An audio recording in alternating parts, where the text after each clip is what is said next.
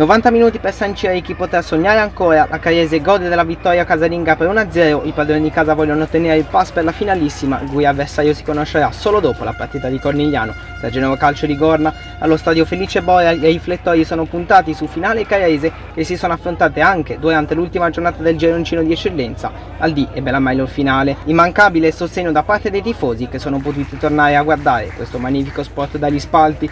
Fischia il calcio d'inizio Laganaio di Genova e va in scena il ritorno della semifinale playoff. Sono solo 3 sul cronometro quando il numero 11 finale calcia sulla ribattuta Rocca, si avventa sul pallone per poi spedirlo in porta e segnare l'1-0 proprio come gli aveva chiesto il pubblico prima dell'inizio della partita. Al 6° minuto avviene questo contatto in area su cui l'arbitro lascia proseguire. 2 minuti dopo, su angolo di Fabbri, Rocca impegna Moraglio e lo stesso numero 9 biancorosso sarà costretto ad abbandonare il campo per infortunio. Da limite Pae decide di passarla a Fabbri, il quale però spara alto. Nell'azione seguente deposita il pallone a lato. In un primo tempo di marca finale esce fuori la squadra di Benzi e su un buon traversone Alessi salta più in alto di Pae e pareggia i conti. Non una buona notizia per la squadra di casa.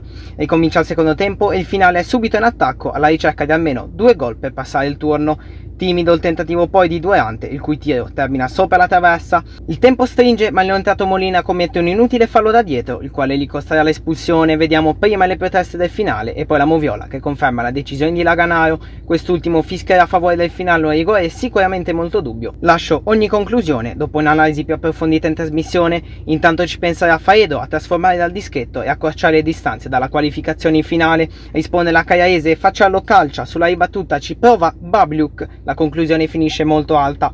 Da una punizione il 15 del finale tenta l'incornata e successivamente compie un brutto intervento a piede a martello che lascia molti dubbi. Negli ultimi minuti Mr. Benzi viene espulso per proteste dopo un fallo su Boveri e poi andrà a festeggiare il passaggio del turno, poiché nonostante la sconfitta vale doppio il gol segnato in trasferta. Sarà dunque la sfida dalle mille emozioni con il Ligorna.